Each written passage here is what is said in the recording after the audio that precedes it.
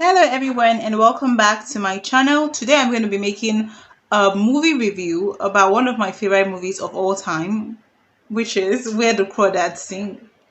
Where the Crawdads Sing is both a romance and a murder mystery. It's a romance of Kaya.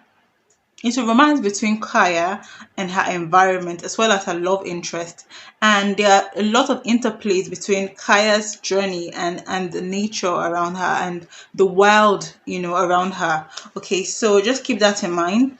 Okay, Kaya's story is one of abandonment and isolation. As a young girl of about 5 or 6, her mother walked out on her and her siblings, and she was like the last child in a family of like 5 children.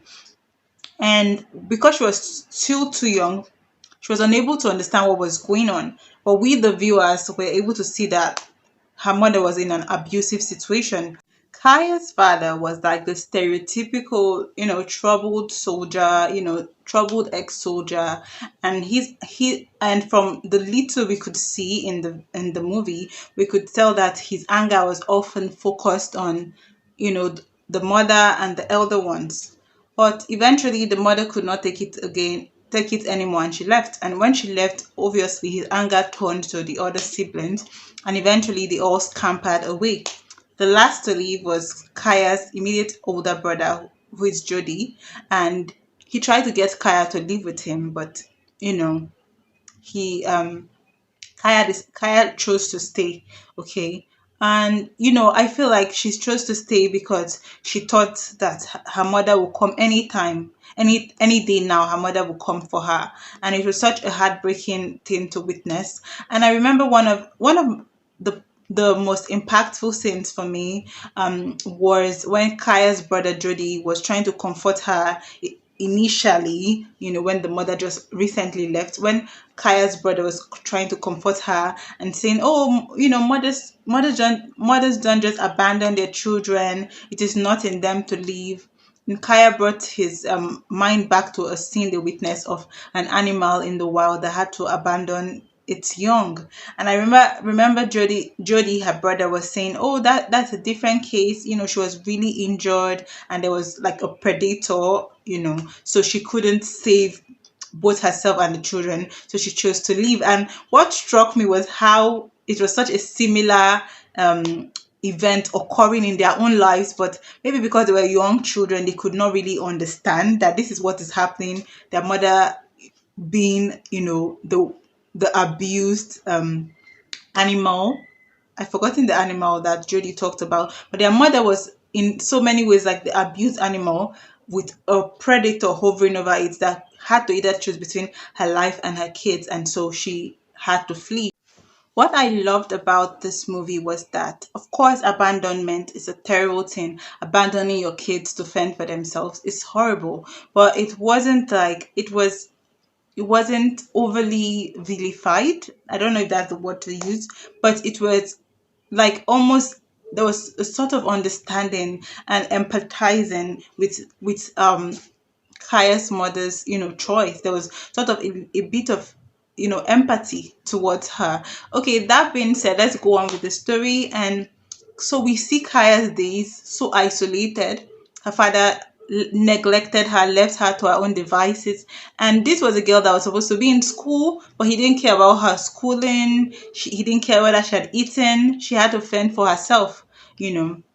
Eventually, Kaya's mother sent a letter, asking for her husband to release the kids to her, but Kaya's father destroyed the letter, and eventually he left. He stopped even showing up. So Kaya was alone in this house by herself, surrounded by a swamp and a marsh and just like the wildness of nature. Okay. And we see her fending for herself. We see her learning from nature. It is one of these lessons that she learns from nature that comes in handy when she finds herself a prey in her own environment. So Kaya eventually, is cajoled into going to school by government officials. And on her first day there, she's mocked and ridiculed by the town's children. So Kaya leaves school, due to the ridicule, and decides that she's going to get all her training from nature and that she doesn't need them. Okay. Of course, we can tell that she's hot. She's hot by that. Who doesn't want acceptance, right? Who doesn't want a place to belong, right? But she decides, well, she's gonna just, chill out in nature. So she starts to collect rocks, I think shells, feathers, of the birds, the different birds around her. She starts to get her schooling from nature, drawing and, coloring, the wildlife around her. So years go by, and our beautiful young Kaya blossoms into a young woman. And it is while she's frolicking in nature, learning from nature, immersing herself in nature, that she meets her love interest, Tate. And Tate is such a beautiful character. He is so loving, he is so kind, he is the stereotypical man written by a woman, so understanding, so motivating. And he teaches her how to read. He encourages her artwork and her paintings, and encourages her to, submit them to a publisher. He is everything that we want to see in masculine characters, that are love interest. He is so amazing. Eventually, because all good things come to an end, he needs to leave for school. And obviously, Kaya, who is no stranger to being isolated and left behind, has some issues with him going away. She thinks that, oh, he's gonna abandon her, he's gonna go and not come back. And he reassures her that, he's gonna come back for her. He gives her a date, and then and when he leaves, she eagerly awaits this date. And he doesn't show up. He doesn't show up. She waits, for him at their spot, and he doesn't show up. And heartbroken, she moves on, because if there's anything nature is supposed to teach you, is that life goes on. And even though there's pain underneath, even though there is this pain of being abandoned again, she moves on with her life. And this is when she meets Chase. Okay, Chase Andrews is in every way a polar opposite of Tate. And where Tate has a quiet confidence, Chase Andrews is braggadocious, he's self-assured, he's cocky. He is the stereotypical popular guy. Everyone knows him in the town, and everyone knows his parents. And so he's taken by her, and because he's quite charming, she eventually accepts his advances, and they begin a relationship. But where Tate used to be encouraging of her passions, Chase, on the other hand, was, always poking fun at her passions. One minute is like, oh, you're smart, and then the next minute is like poking fun at her. And when she's defensive, as anyone would be if their, passions are being ridiculed, he's always like, oh, you're too serious, I'm just making fun, I'm just joking, you need to lighten up. And eventually, she realizes that he's keeping her as like a swamp girlfriend. She finds out that he has a whole other life in town. She finds out that he's engaged to be married, and she is very, of course, heartbroken. Isolation is an overarching theme in the movie, and it's hard not to feel sorry for Kaya, because you get the sense of, her despair. And it's so, it moved me. I cried.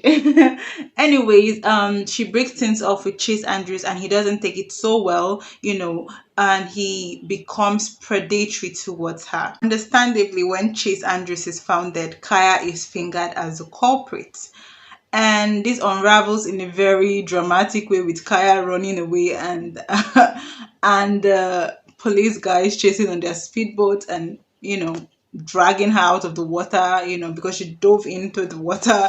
And it was just a dramatic scene. And she is locked up in jail, and awaiting trial. And then, you know a lawyer, an ex-lawyer, I think, um sympathizes with her and decides to defend her.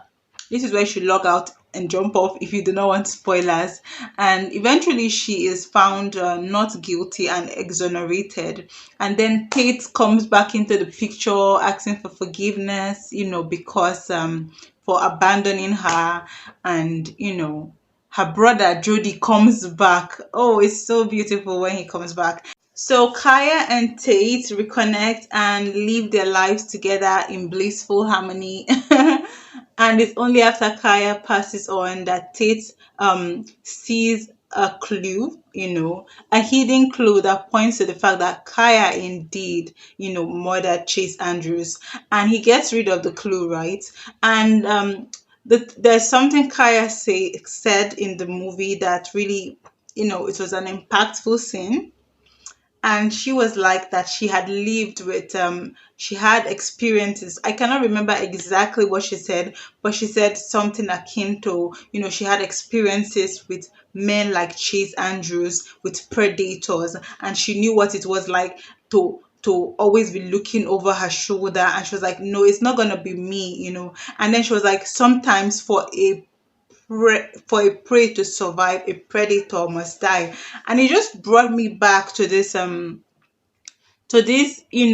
movie. I think it was Game of Thrones, where there's this quote, that says, winter comes and goes, and the lone wolf dies, but the the the pack remains, and it gives you this idea that, you know it's being isolated is like a dangerous thing, and we know that it is true. We need people, right? And while it is true that isolation and being alone makes us easier targets, I often like when the script is flipped. And in Kaya's case, it's a subtle flipping of the usual script, where the isolated prey becomes a predator. And Kaya is isolated through no fault of her own. She wanted a family. She wanted her mother to come back. But I love how, instead of being like this helpless lady that needs saving, she herself was a danger to reckon with. And not that I am endorsing any kind of crime, but in fiction world, I love when the script is flipped. So thank you for watching up to this point, if you have, and see you in the next video. Bye.